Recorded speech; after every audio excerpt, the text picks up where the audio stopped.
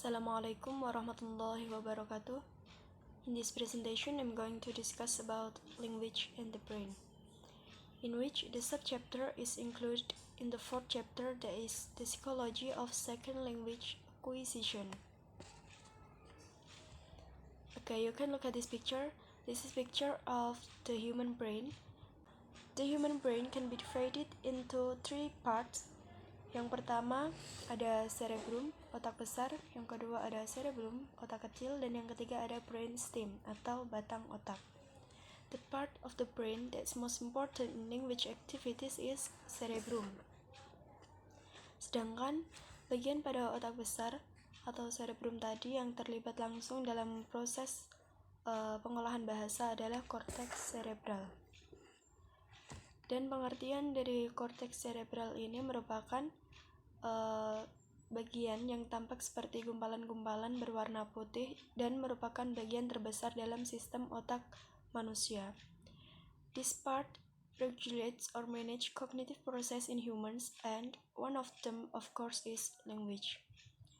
Beranjak dari korteks cerebral tadi, bagian korteks cerebral ini masih dibagi lagi menjadi dua bagian, yakni belahan kanan dan belahan kiri yang disebut dengan left hemisphere and also right hemisphere. The left hemisphere has more capabilities in matters relating to logic, science, analytical thinking, and also language. The right hemisphere has more abilities in terms of creative, art, intuition, and also imagination. The definition of language and brain. For the first definition, language is a verbal tool used to communicate. Seperti yang kita tahu bahwa bahasa itu merupakan alat verbal yang digunakan untuk berkomunikasi. The second definition, language is an arbitrary system of spoken symbols used by members of a language community to communicate and interact with each other based on the culture they share. Jadi, bahasa itu merupakan sebuah sistem simbol lisan yang arbitrer atau mana suka yang dipakai oleh anggota suatu masyarakat untuk berkomunikasi dan berinteraksi antar sesamanya, berlandaskan pada budaya yang mereka miliki. Kemudian, definition of brain. It is not a lump of neural network that has the same tasks in all parts of the brain to support all human actions. Jadi, otak itu bukanlah segumpal jaringan syaraf yang memiliki tugas yang sama di seluruh bagian otak untuk mendukung semua tindakan manusia. Jadi, pada intinya, setiap bagian yang terdapat dalam otak itu memiliki fungsi atau tugas yang berbeda-beda dalam mendukung tindakan manusia. Different areas in the brain have different structures, and each structure contributes separately to every human behavior.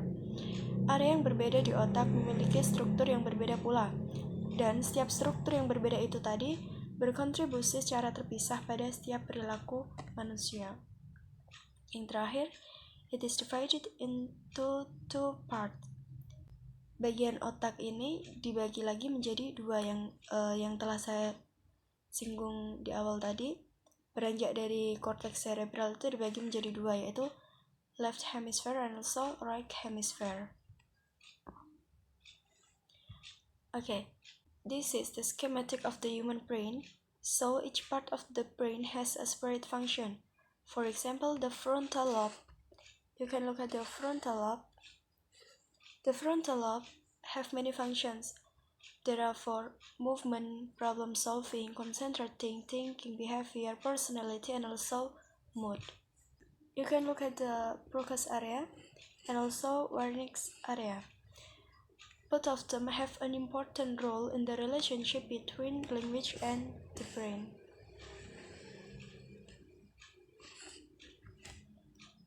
Language localization. Pada bagian ini kita akan membahas teori dari dua pelopor, yakni Paul Broca dan juga Karl Wernicke.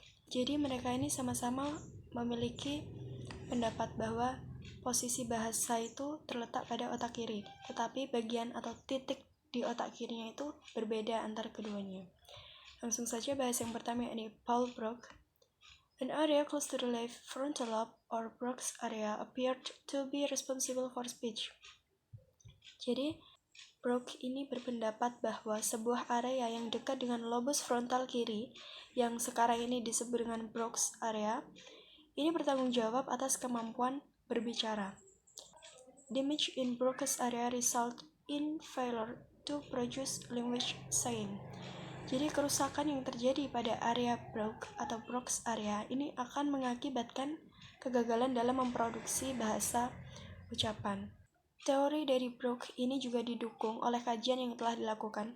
Jadi Paul Broca ini merupakan seorang dokter ahli bedah otak dari Prancis, yaitu mengkaji hubungan afasia dengan otak. Afasia ini merupakan gangguan berbahasa. Jadi, Broca ini meneliti kemampuan berbahasa pasien-pasien yang menderita hemiplegia sisi kanan badan. Hemiplegia ini seperti lumpuhnya kemampuan otot. Dan Broca ini meneliti dengan cara mengotopsi otak pasien-pasiennya tersebut.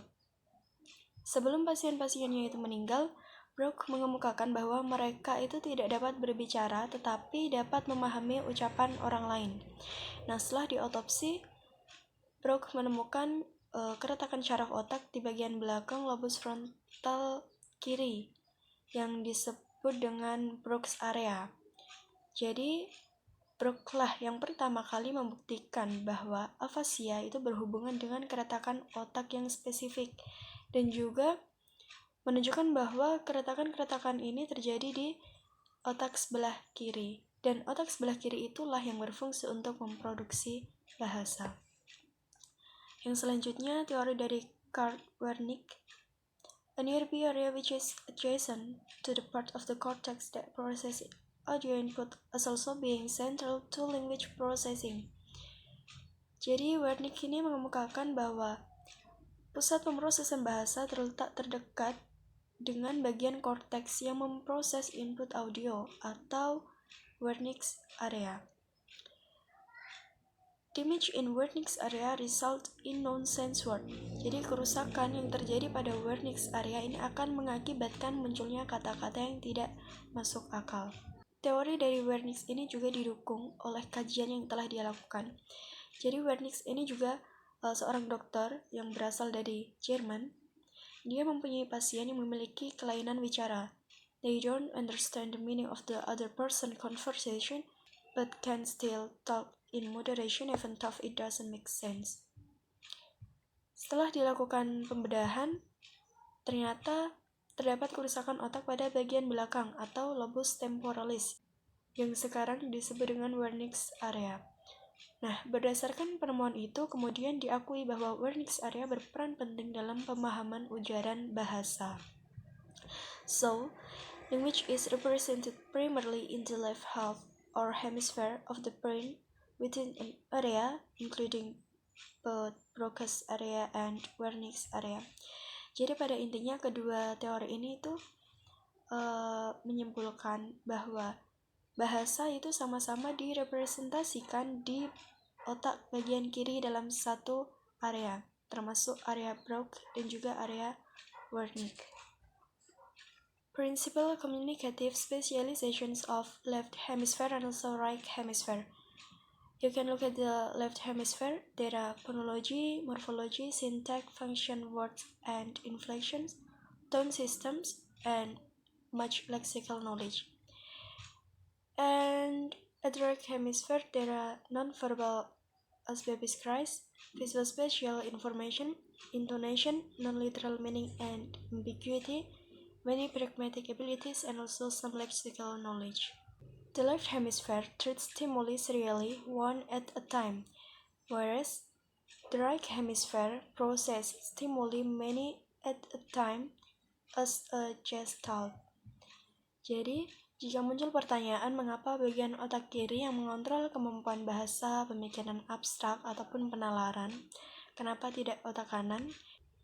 Ini dikarenakan evolusi manusia yang dari dulu itu menggunakan tangan kanan yang dikontrol oleh otak kiri untuk melakukan sesuatu yang berkaitan dengan reasoning, penalaran, pemikiran abstrak, ataupun kemampuan bahasa itu tadi. Dan pekerjaan yang dilakukan itu step by step, termasuk pada bahasa. Mengapa bahasa dikontrol oleh belahan otak sebelah kiri? Karena bahasa itu harus dipelajari secara step by step. Seperti yang kita tahu bahwa bahasa itu pertama kali dipelajari melalui listening, kemudian baru speaking, kemudian reading, kemudian writing. Ini harus dipelajari secara runtut. Kita tidak bisa mempelajari bahasa dari mungkin speaking dulu baru reading. Jadi semua itu dilakukan secara step by step. How about those bilinguals or multilinguals? Definisi dari bilingual sendiri ini merujuk kepada the ability of an individual or the members of a community to use two language. Jadi merujuk kepada seseorang memiliki kemampuan berbicara dua bahasa, sedangkan multilinguals refers to the ability to use multiple language. Merujuk kepada seseorang memiliki kemampuan berbicara dua bahasa atau lebih. Most individuals lose or recover multiple language equally, but some recover one before the other, and some never recover use of one after brain damage. Jadi pada intinya, pemulihan afasia pada bilingual ataupun multilingual ini dapat dilakukan dengan pola pemulihan yang berbeda. Mereka mungkin memulihkan satu bahasa tetapi tidak memulihkan bahasa lainnya. Atau mereka mungkin memulihkan kedua bahasa secara bersamaan, atau mereka juga mungkin tanpa sengaja mencampur bahasa yang berbeda selama periode pemulihan. Nah, beberapa kemungkinan cara pada pemulihan afasia tadi telah mendorong pengamatan dan penelitian tentang topik tersebut selama 1 abad terakhir. Meskipun prosedur penelitian telah berubah secara radikal dengan perubahan teknologi. Nah, metode pengumpulan data meliputi for the first, correlations of location of brain damage where language are affected differentially. Korelasi lokasi kerusakan otak di mana bahasa dipengaruhi secara berbeda. For the second, presentation of stimuli from different language to the right versus the left visual or auditory fields to investigate which side of the brain is most involved in processing each language. Yang kedua, presentasi rangsangan dari berbagai bahasa ke kanan versus bidang visual atau pendengaran kiri untuk menyelidiki sisi otak mana yang paling terlibat dalam memproses setiap bahasa. The third, mapping the brain surface during surgery by using electrical stimulation of precise point and recording which area are involved in each language. Memetakan permukaan otak selama operasi dengan menggunakan stimulasi listrik pada titik-titik yang tepat dan mencatat area mana yang terlibat dalam setiap bahasa. And the last, positron emission tomography or PET scan and other non-invasive imaging technique. Jadi yang keempat ini menggunakan PET scan. Nah, dengan PET scan ini kita itu dapat melihat bagian-bagian otak, terutama bagian-bagian korteks pada waktu bagian-bagian itu sedang berfungsi. How independent are the language of multilingual speakers? Seberapa independenkah bahasa dari para penutur multilingual? It seems reasonable that multiple language systems are neither completely separate nor completely fused. Tampaknya masuk akal bahwa sistem multiple language itu tidak sepenuhnya terpisah atau menyatu sepenuhnya. Di sini ada 3 pola bagaimana bahasa itu dapat berhubungan dengan pikiran individu. Menurut Erwin and Scott, for the first is coordinate bilingualism. In this type, the individual learns language separately in separate environments and maintains the separation after mastering it. Dalam tipe ini, individu itu belajar bahasa secara terpisah di lingkungan terpisah dan mempertahankan pemisahan ini setelah menguasai bahasa keduanya. Misal, seorang siswa yang berbicara satu bahasa di rumah diperoleh melalui orang tua dan lingkungan rumah, kemudian belajar bahasa kedua di sekolah. Jadi dia hanya berbicara bahasa kedua di sekolah, di lingkungan kelas, dan bahasa tetap terpisah dalam pikirannya. For the second is compound bilingualism. In this type, individuals learn language in the same environment and context, and they are often used simultaneously. Jadi dalam tipe ini, individu itu mempelajari bahasa dalam lingkungan dan konteks yang sama, dan mereka sering digunakan secara bersamaan. Contohnya, ketika seorang anak dibesarkan oleh orang tua yang bilingual, dan kedua bahasa tersebut digunakan di rumah. Nah, dalam benak individu itu, bahasanya tidak terpisah dan dapat dialihkan sesuka hati, bahkan saat berbicara. And the third is subordinate bilingualism. In this type, individual learns a second language and cannot understand it without the help of their first language. Jadi, pada tipe ini, individu itu belajar bahasa kedua dan tidak dapat memahaminya tanpa bantuan bahasa pertama mereka. Jadi orang-orang seperti ini tuh akan menerjemahkan kata-kata dari bahasa kedua ke dalam bahasa pertama mereka atau bahasa ibu mereka. Kemudian mereka akan dapat memahaminya. How are multiple language structures organized in relation to one another in the brain? Are both language stored in the same areas? Jawaban yang pertama, L1 and L2 are stored in somewhat different areas of the brain, but both are predominantly in areas of the left hemisphere. Jadi, bahasa pertama dan bahasa kedua itu tersimpan di area yang berbeda dalam otak manusia. Nah, sebagian besar memori dan fungsi bahasa itu tersimpan di bagian otak kiri. The second, the right hemisphere might be more involved in L2 than in L1. Jadi, otak kanan itu lebih banyak berperan besar dalam pemerolehan bahasa kedua. Does the organization of the brain for L2 in relation to L1 differ with age of acquisition? How is it learned or level of proficiency?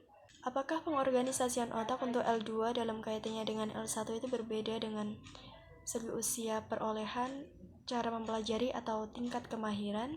Jawaban yang pertama dari segi usia dulu. Individuals who acquire L2 later in life show more right hemisphere involvement. Jadi usia itu mempengaruhi fungsi pengorganisasian otak bagi pemeroleh bahasa kedua. Nah, orang dengan usia antara 9-12 tahun itu cenderung melibatkan otak kanan dalam memperoleh bahasa kedua dibandingkan anak berusia di bawah 4 tahun. For the second, how is it learned? Second language may be learned by many means rather than the single means found in L1 acquisition, and consequently may have a greater apparent hemispheric spread. Jadi, bahasa kedua dapat dipelajari dengan banyak cara daripada satu cara yang ditemukan dalam akuisisi atau pengambil alihan L1 atau bahasa pertamanya. Dan akibatnya mungkin memiliki penyebaran hemisfer yang lebih jelas. The third, proficiency level. It appears probable that the organization of L2 knowledge is more diffuse for lower levels of proficiency and more compact for highly fluent L2 users. Jadi sejauh ini kita hanya tahu sedikit tentang bagaimana organisasi pengetahuan di otak itu dapat dikaitkan dengan tingkat kemahiran dalam bahasa kedua. Tapi tampaknya pengaturan pengetahuan L2 itu lebih besar untuk tingkat kemahiran yang lebih rendah dan lebih kompak untuk pengguna L2. Do two or more languages show the same sort of loss or disruption of the brain damage? When there is differential impairment or recovery, which language recovers first? Jadi, apakah dua atau lebih bahasa menunjukkan jenis kehilangan atau gangguan yang sama setelah kerusakan otak? Nah, ketika ada gangguan atau pemulihan diferensial, bahasa mana yang lebih pulih terlebih dahulu? Jawaban yang pertama, loss or damage. First to come, last to go.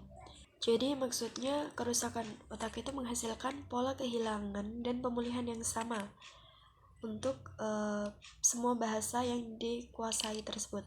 Tetapi banyak pengecualian.